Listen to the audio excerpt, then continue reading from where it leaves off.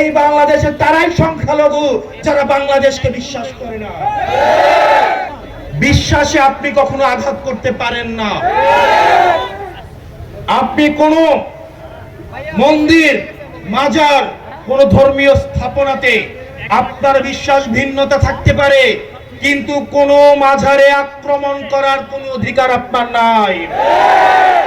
আমরা এনসিপি কোন ধ্বংসের রাজনীতি করব না। বিশ্বাস যার যার, ধর্মীয় স্বাধীনতা যার যার, কোন মাজার ভাঙা, মন্দিরে আক্রমণ করা, এগুলো করা যাবে না।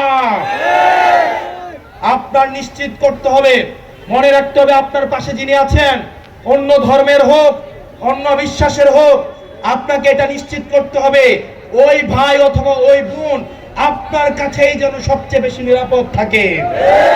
আমাদের সংখ্যালঘু ভাইয়েরা যারা আছেন, আমাদের হিন্দু ধর্মাবলম্বী ভাইয়েরা যারা আছেন, বৌদ্ধ খ্রিস্টান ধর্মাবলম্বী ভাইয়েরা আছেন, আমরা আপনাদেরকে সংখ্যালঘু মনে করি না। আপনারা আমাদের ভাই, আপনারা বাংলাদেশী, আপনারা বাংলাদেশের অংশ।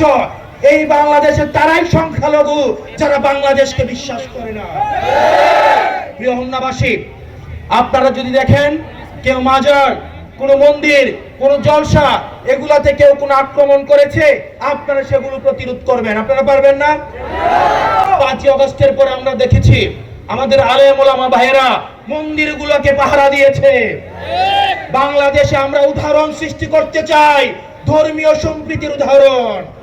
আমরা সারা বিশ্বে দেখাতে চাই এই বাংলাদেশে বিশ্বাস যার যার, কিন্তু বাংলাদেশ সবার।